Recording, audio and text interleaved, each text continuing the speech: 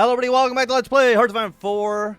The order is West Russian Revolutionary Front. Let us continue on from the last Let's off. So, we have annexed Samara after the after an absolutely massive war. I think we lost like 150,000 men, which should not have happened, but here we are. Aside from that, oh, we can brew our victories once again. Hell yeah, let's do that. Look, there's no chaos. People love us. Aside from that, we are 43 days away from annexing the Komi Soviet. They are currently invading Bashkortostan. We are going to join them in their war in the next 11 days. Honestly, they might be able to still win the war before we even get involved. Like, I think they're doing a pretty good job, all things considered. Aside from that, we're pretty good. Like, we're just trying to annex and unify West Russia. There's not too much else we can do right now. Research facilities. What do we want actually? You know what? Sure, let's just build a new school. Getting free buildings things is always going to be quite nice for us, so I'm going to take it. And honestly, I don't even think it's worth our time to even start raiding people. Like, we already have money. We're up to $4.15 billion just by annexing more and more people into the country. Again, if you want more money, just take it from other people. Okay? That's my word of advice right now. Are we even going to actually get involved in this war? We do need to own more regions. Has been through regional unification tree. We get a research slot. We add overextended administration. Very, very cool. Very, very happy to see that. We'll be in the war tomorrow. Never mind. The war is immediately over.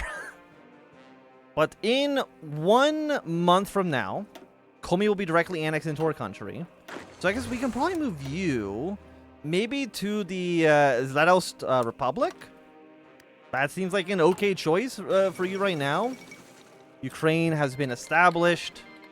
They have declared war on you. So you are the paternalistic, which is fine.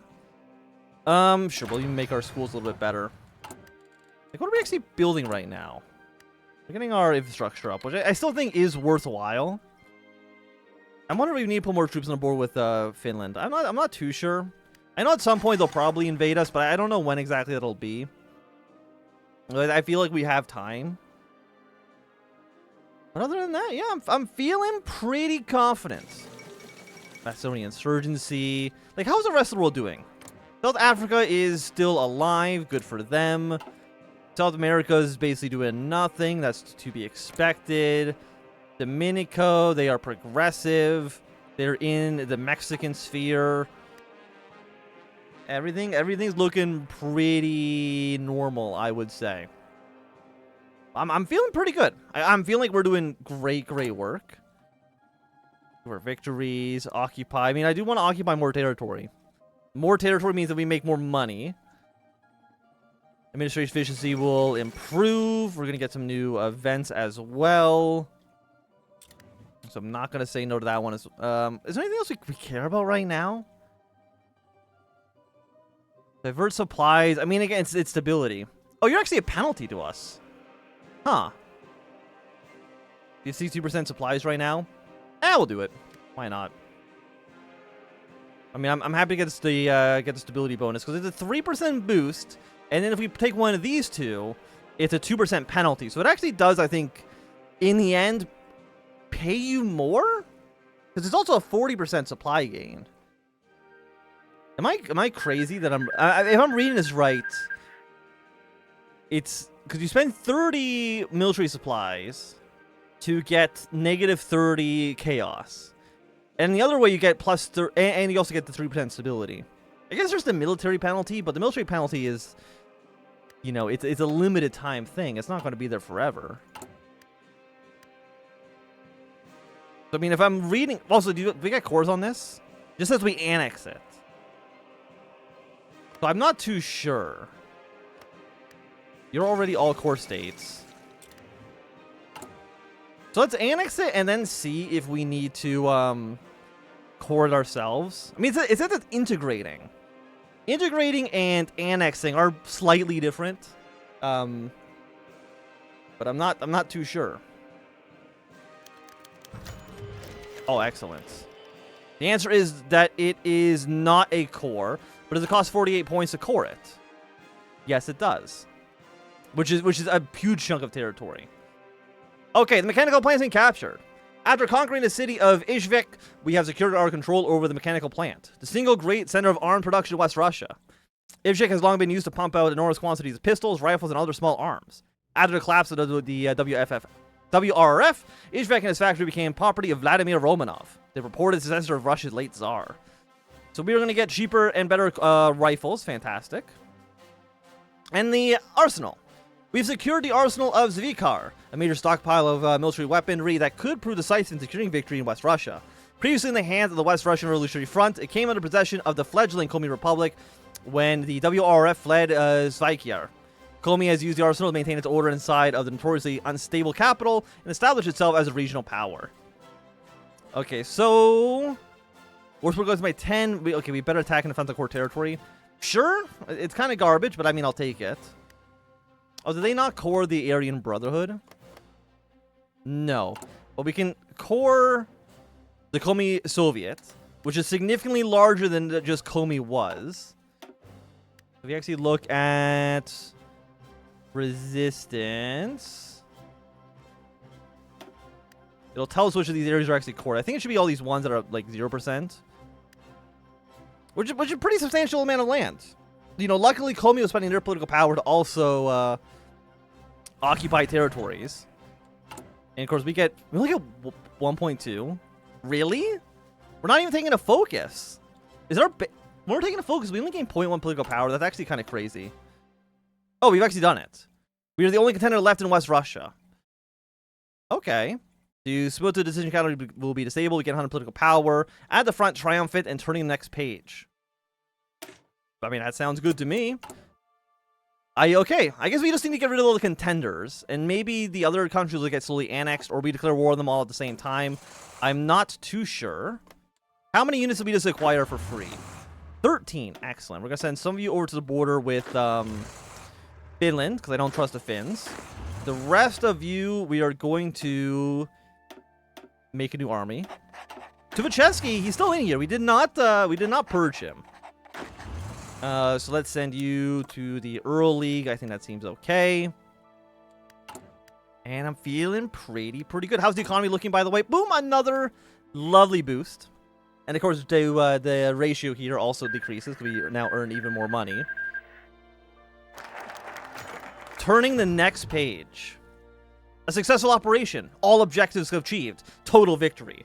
The generals just couldn't help themselves, Zhukov thought. He had just received the latest report from the West Russian front lines. There they were, the stacks of paper detailing triumph after triumph, stacked high on the table. These reports were brimming with such a few almost self-congratulatory language that he'd almost wondered whether the military men needed more discipline. Many had wondered whether the front was on its last legs. But if anyone had doubted the military prowess, there was no questioning it now. Yes, the last regulars were still to be mopped up, but they had done it. They unified the region once again. Zhukov intended to review these reports more closely later, since the celebrations were about to begin. As he cleared the sheafs of paper from his table, however, he realized what had been left underneath. A map of the old Soviet Union. The Marshal peered closer, looking at it as an old, faded, yellowing map. The paper almost falling apart, even he reached, but even then, he couldn't help but feel nostalgia for the old Union. In all the business surrounding his recent operations, it was deceptively easy to forget how much there was left to be done. How much they still needed to do before the Union was whole again. For now, he could hear the celebrations outside, and he would join them soon. Zhukov wondered what he would say to them. After some thought, a single line found to refrain in his head. Friends, celebrate today, but remember, this is only the beginning. So now, we should restore the West Russian Revolutionary Front. Gain a research slot. Naval experience, sure, why not? Will be known as the... We can change our capital.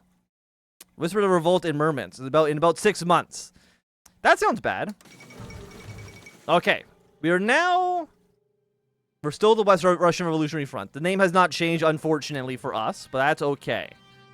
Okay, there's now way more things to do. I'm assuming because we're now a bigger area. Oh, but now we can actually integrate, though, for significantly cheaper. For 25 instead of 45. Excellent.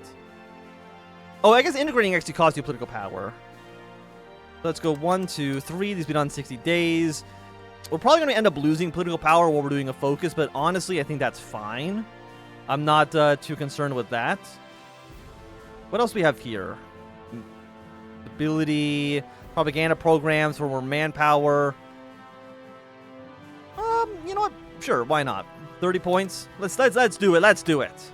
4 extra research slot. Let's go for these are all 1960 techs. Let's go for research extraction. For our okay, we actually have way more stuff now. Excellent. The new Soviet era. 3% stability.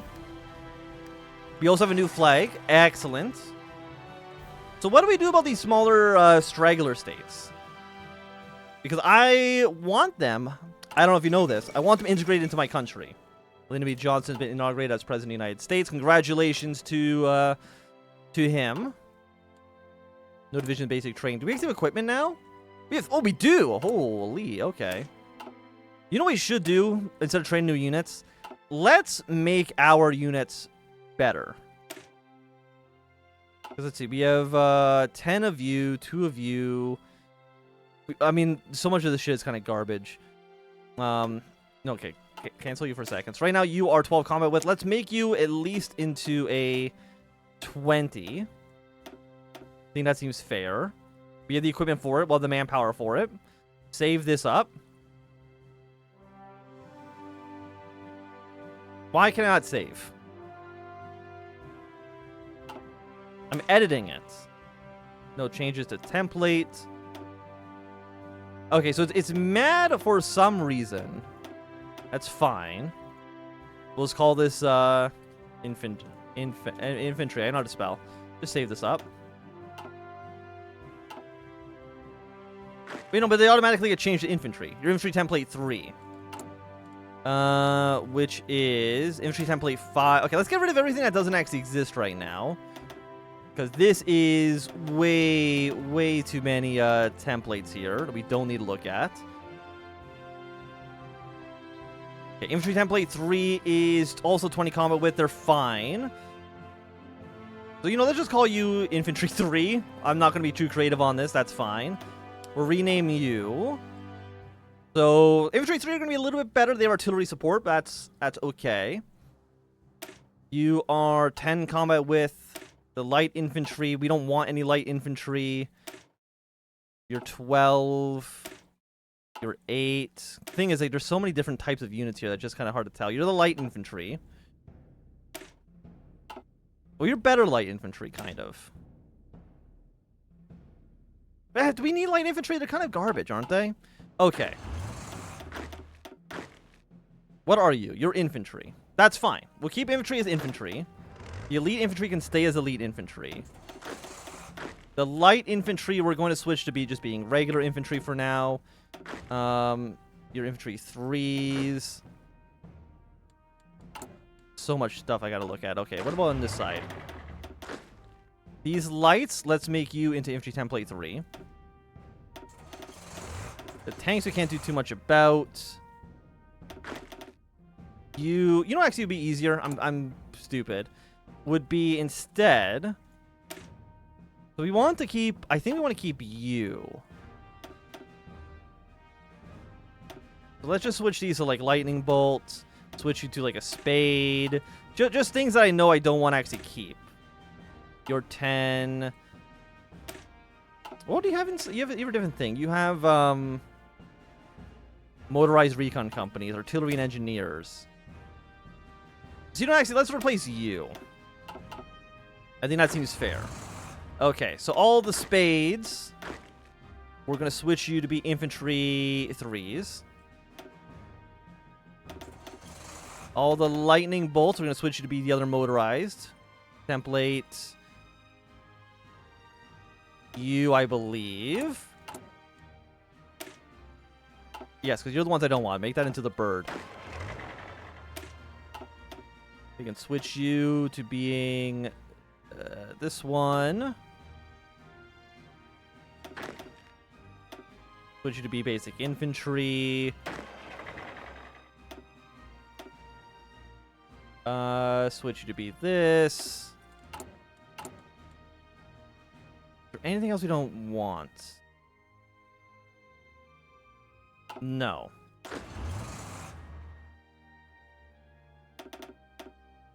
Switch you to be infantry. I think that should be good. All of the extra smaller templates I don't want should be removed. Yes, okay. Excellent. So our units are just going to be better. No more 12 combat units, no more 8 combat width, no more light infantry. Just good old-fashioned troops. Moving to capital. With the defeat of the Tsardom of Vyeka and the Republic of Komi, a question arises among the ranks of the front. The front's current capital, located in Archangelisk, is hardly the most hospitable place. Cold weather, rough terrain, and distance from other urban centers of West Russia has rendered it almost obsolete. The High Command is now considering moving. But what to where? Fortunately, with the defeat of our adversaries in the region, a few candidates came to mind. The first one is the city of Skyvidkar, the former capital of the front during the West Russian War.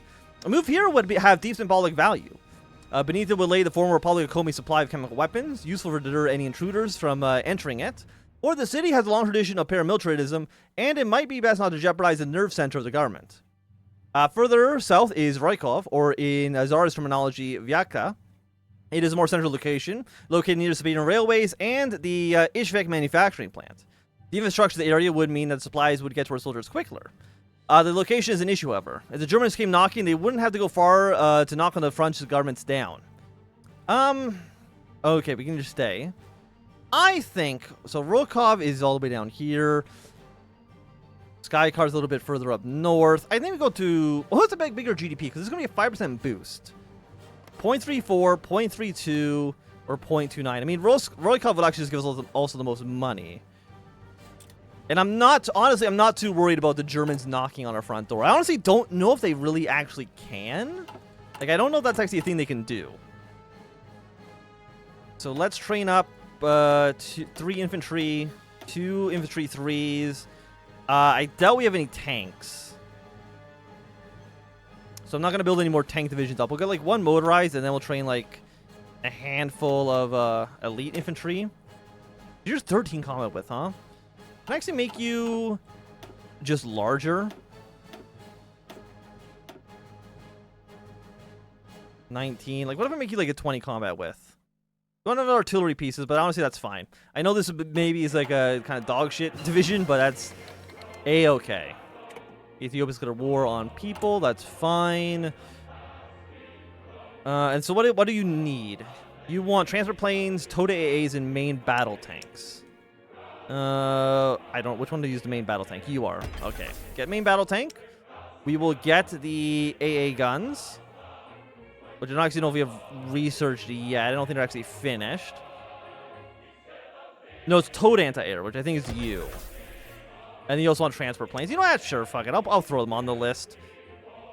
I say, there we go. Okay. Early transfer planes. Sure, we'll throw them on there. For our research slot, let's go for... Was there anything better? I need better tech. There is. Because it's already 65. Like, I am not used to the game progressing at such lightning fast speeds. I guess we should switch you. You guys can be the Red Army. I think that seems okay. So let's make sure you're actually covering the entirety of the front line against these smaller states. Again, I don't know if you're actually going to be going to war with these people. Maybe they'll just be able to get annexed immediately because they're so small and pathetic. I'm not too sure. Now remember, I did say that there was going to be some sort of rebellion in Murmansk, which is you. So that might be signaling like, hey, Finland's going to invade us soon.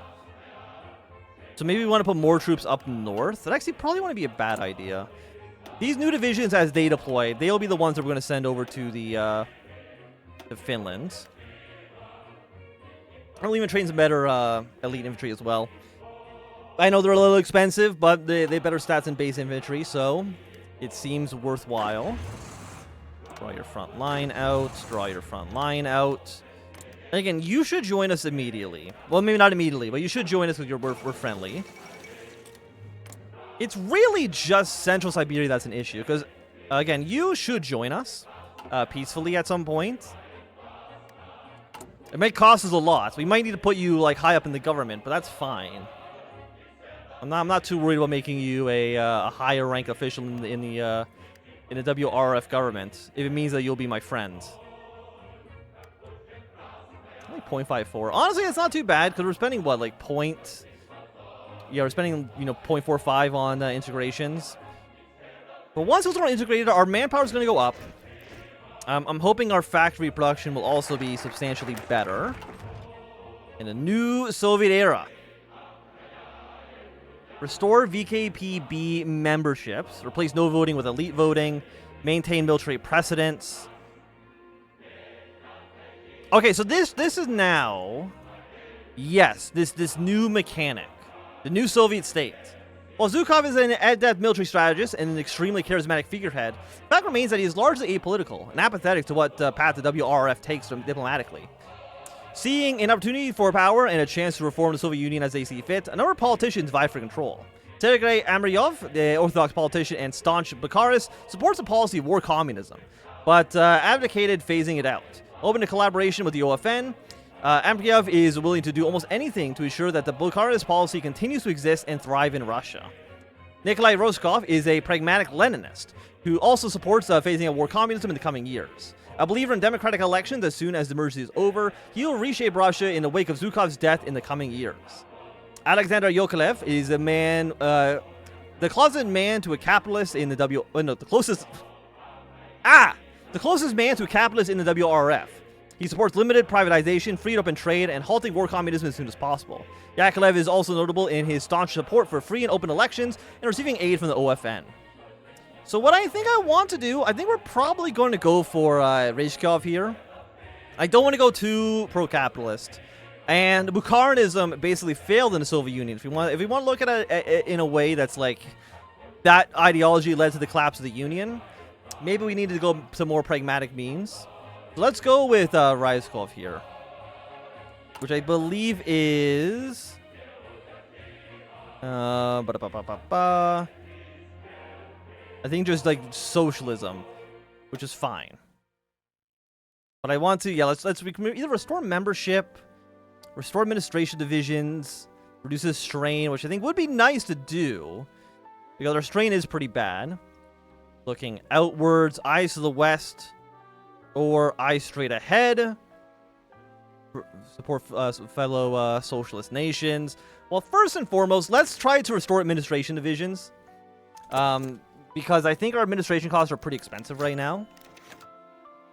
A long, unfinished business. Zhukov rarely broke his brandy collection out. The bottles were incredibly expensive. And while alcoholism was not a taboo in West Russia, decadent access very much was. Even so, as he stared at the map of the growing Union, he thought it was an excellent time to start. His armies ranged through what had once been their lands, and the Politburo reported cautious positivity regarding integration of the old peoples into the administration. And the economy was booming too. Fuck it, he whispered to himself. If he couldn't treat himself at times like these, what good was hiding brandy in the first place? As he poured the sweet amber release into his cup, he buzzed the receptionist. Tell Emryov, Rostkov, and Yokolev to come in. Drinks, as they say, are served. He was hoping they'd bring their own damn glasses this time. This stuff was a pain to wash out even one cup. As the man saluted, Zhukov waved them down, pouring the brandy into their proffered cups. Zhukov raised his cup in toast. Gentlemen, the situation has changed. Probably for the better, but with all these complaints about farmers fucking their own farming equipment on my desk, I don't have high hopes. You know, Georgie, it might be best if you stuck to doing your actual job. They're hiring thinner comedians. They're hiring thinner comedians these days. The three stared and chuckled. They had always disagreed, but their shared sardine and misery kept them together. Well, we can't afford much small talk, even now. I've been thinking about the question of succession, and grooming my future replacement. This liver's seen too much to last through another decade, I'd reckon. Zhukov looked at each of them in turn. Akryam's earnest, Yakovlev's charm, Rezkov's hidden depths, each valuable in turn. But there could be only one choice in the end. There is much work to be done. And I would say with that, it's going to be a good time for us to end off this episode. To even enjoy, thumbs up. Not enjoy, always thumbs down. You want to see more, subscribe, and goodbye.